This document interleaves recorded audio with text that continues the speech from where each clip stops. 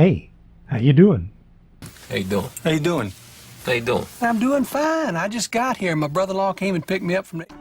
I'm Chris License, and we'd like to welcome you to another episode of Our License to Travel. Today, we'd like to talk about ways we use and things we do to help make our RV/rolling home last as long as we can.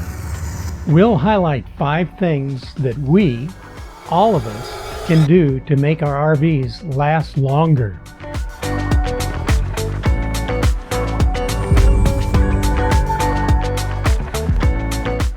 We have spent most of our lives here in the desert Southwest, the Sonoran Desert. And like today, the sun is blistering, literally. It's 118 degrees Fahrenheit outside by 11 a.m. And most likely it won't cool below 100 degrees till later this evening. Needless to say, surviving the summers in Arizona are usually not possible without a good working cooling system. Just remember, if it's 120 degrees outside, it can be 172 degrees inside your closed vehicle. This heat and UV energy can play havoc with the exterior of your RV. Sealant dries and cracks with the expansion and contraction of surfaces in this heat. Your gel coat and/or paint finishes can fade, blister, and become chalky quickly. The dust storms can deposit abrasives all over everything you own.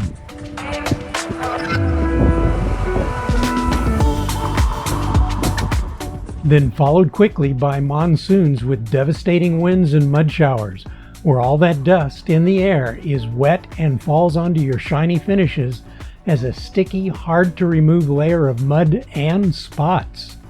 This can leave your RV ripe for water intrusion and delamination that can be so very expensive and time-consuming to repair. So you really need to inspect a little more closely to see if you're having a problem. Do your due diligence. Climb up on the roof often and check all of the seals.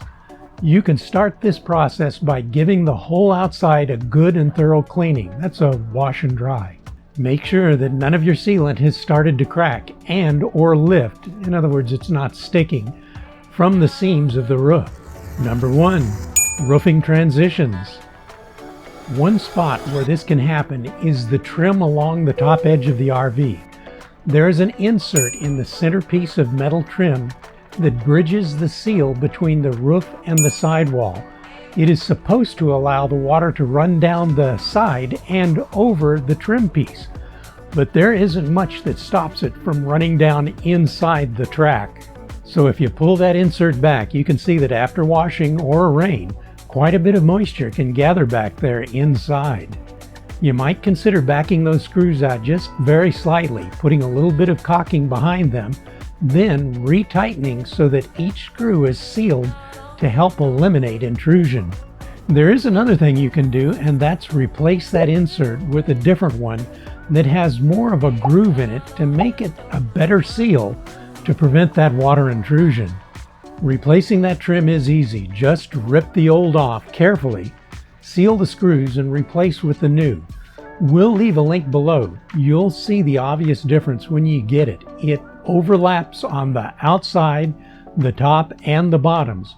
It does a much better job and will last longer. This is pretty much an industry-wide problem. A lot of manufacturers go cheap here, which can cost you a lot of money in the long run. Number 2, don't overstress. Next on our list is don't overstress the weaker parts of your RV. For instance, our galley tanks and our Valterra last chance valve pull handles are rather precariously attached in a way that can cause a failure of the mounts over time.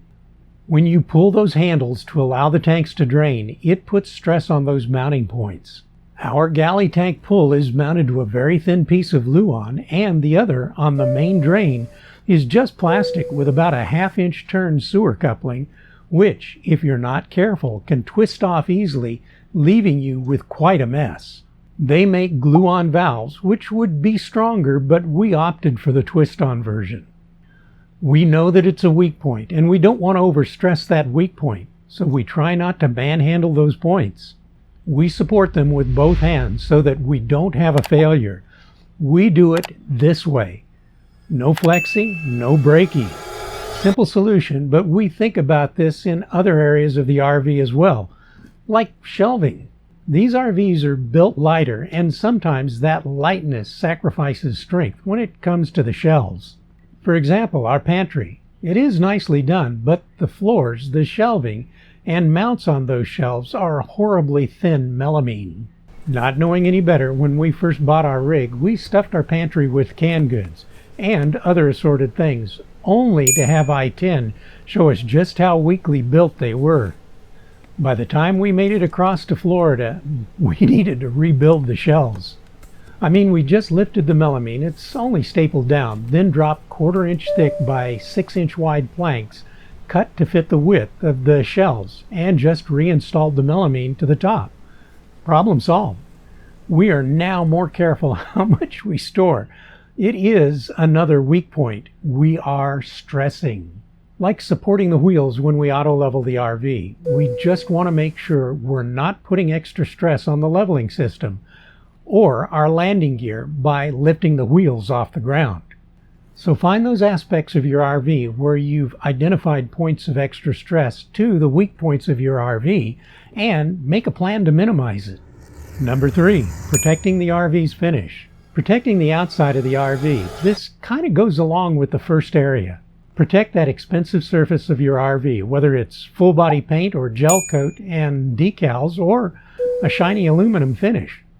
There are some protective spray-on finishes designed to do just that, but you can buy an awful lot of aftermarket products that are easy to use and quick to put on for a whole lot cheaper. And on the extreme end, you can apply a ceramic coating to the RV. Some folks like an involved graphene finish. That's just too much work. There is a lot of new technology coming up in this area. If you're looking for something that's easy to use and not that involved, here's something that we use, and it seems to hold up really well and is easy to apply. It advertises that 2 coats will last a year. We'll see. Anything from something like Seal and Shine to a spray-on ceramic application. They have UV blockers, it's hydrophobic, slick to the touch, and is really good for chemical resistance, road grime, and works on all surfaces with no buffing needed. Number 4, slide maintenance. Slide maintenance. We have had issues with our slides, specifically the Schwintek kitchen slides. But to be fair, that's because of an initial design deficiency with our particular rig. It has been addressed in subsequent models. We are certain that the only reason we can still operate them is because of the consistent inspections, cleaning, lubing, and general maintenance we perform on them. While others have had so many failures, we do constantly maintain them every time we're ready to move. Check out our video on this particular subject. Number 5, tire maintenance. The other thing we want to have working properly is our tires. We just made a video about our problems with the China specials that came with our particular RV. We keep a constant eye on them. We keep them clean and treated, covered if we sit more than a couple of days, and inspect them before and during every drive day.